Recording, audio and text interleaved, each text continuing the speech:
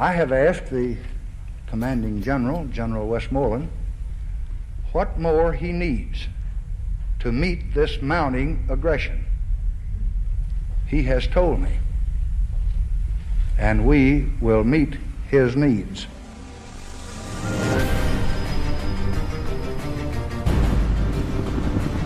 I have today ordered to Vietnam the Air Mobile Division and certain other forces which will raise our fighting strength from 75,000 to 125,000 men almost immediately. Additional forces will be needed later, and they will be sent as requested. This will make it necessary to increase our active fighting forces by raising the monthly draft call from 17,000 over a period of time to 35,000 per month.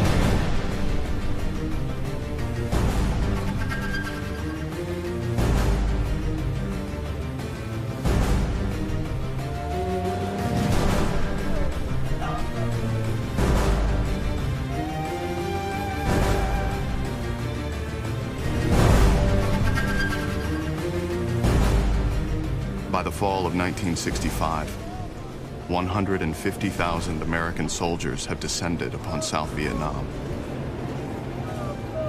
250,000 North Vietnamese and Viet Cong are poised to meet them.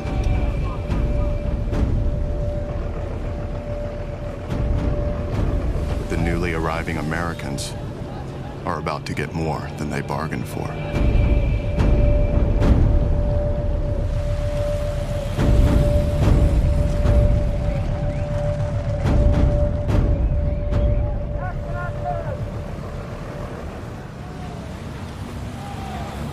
God, you can feel the excitement building.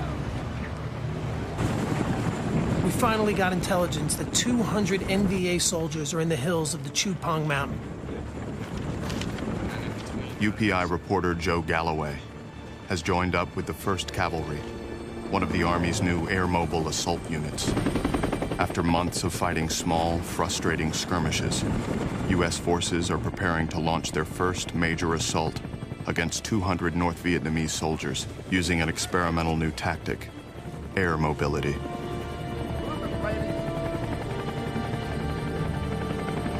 Equipped with UH-1 Hueys, the 1st Cavalry is designed to insert soldiers into combat using helicopters. For this encounter, they will make their first attempt at inserting a force of 450 Americans to fight the 200 NVA.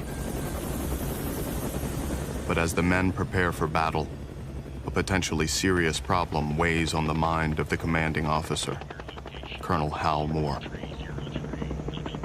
The spot where they will land, a small clearing designated Landing Zone X-ray, was chosen because of its close proximity to the enemy. It is too small, however, to land more than 8 helicopters at a time. With each chopper able to carry only about 6 men, it will take several hours to get all 450 soldiers on the ground. Any commander's fear in a case like that, if you land and you've only got a few of your troops, less than 100, and the enemy comes on you, you're in a bind. If you go down, the LZ is the landing zone is closed, and whoever's in there dies. At 10:19 a.m., Firebase Falcon, 5 miles from the landing zone, lets loose a vicious barrage of artillery into the enemy positions. The 28-minute onslaught is meant to clear the LZ so the helicopters can land safely. At 10:35 a.m., the first U.S. choppers lift off and begin the 13-minute flight to the landing zone.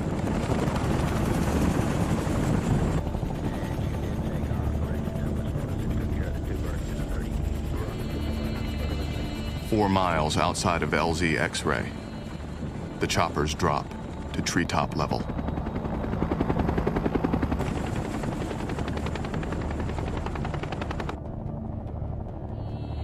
In front of them lays a landscape of smoke and exploding U.S. ordnance. The barrage is intricately timed to stop just 1 minute before the soldiers hit the ground. If the timing is off by even a few seconds, they will risk being hit with their own artillery.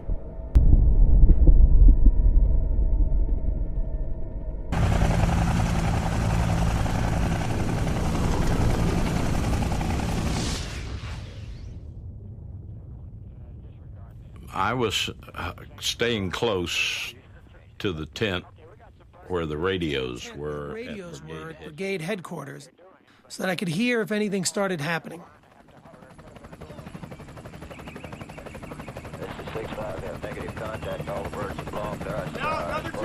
Bravo Company is sweeping the area around the LZ. So far, all is quiet.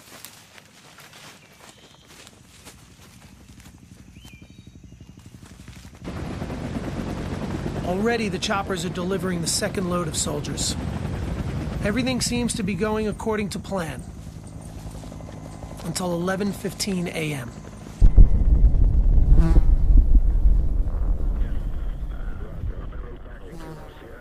Bravo's first platoon captures a single, unarmed NVA soldier. He's immediately taken to the command center for interrogation. At 11:20, the prisoner makes an incredible revelation. He tells the interpreter there are 3 full battalions of North Vietnamese soldiers on the mountain, and that all of them want very much to kill Americans. It's unbelievable. 3 battalions, that's almost 1,600 soldiers. No one can believe what they're hearing. We've got less than 200 men on the ground, meaning we're outnumbered 8 to 1. Roger, say again.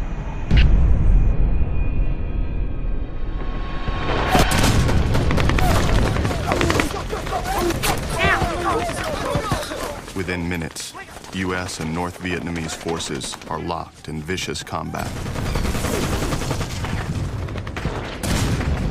While the men on the ground desperately attempt to keep the North Vietnamese from overrunning the LZ, the pilots of the 1st Cavalry continue to ferry in the remainder of the 450 men amid a vicious torrent of enemy bullets and rockets. There are things about battle that movies cannot teach you, and that is the true, horrendous noise of battle. Bullets cracking, bombs landing, artillery shells exploding, people screaming. It's just a cacophony that's almost deafening.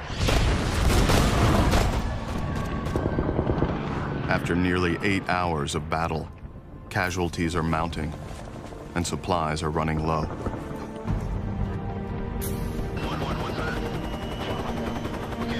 But with night fast approaching, all further landings must be called off until dawn. The 450 battered Americans are on their own and will have to survive the night in the face of an overwhelming enemy.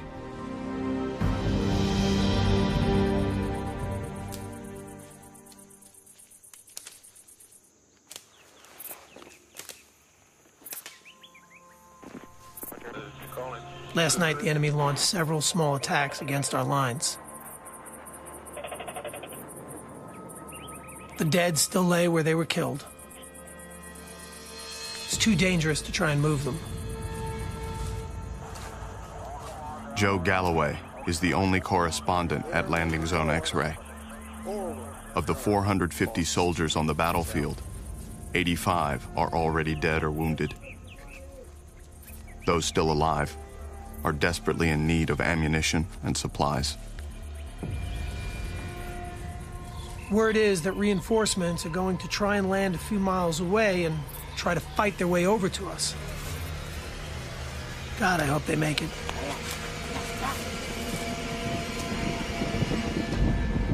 At the base of the Chupong Mountain are nearly 1,600 enemy soldiers. A few hundred yards in front of them stands only a thin line of Americans, pounded and exhausted from nearly 24 hours of constant fighting. The enemy's sporadic attacks during the night were to determine the most vulnerable points in the U.S. lines. Now they know the best way to breach them, and they are preparing to put this knowledge to use.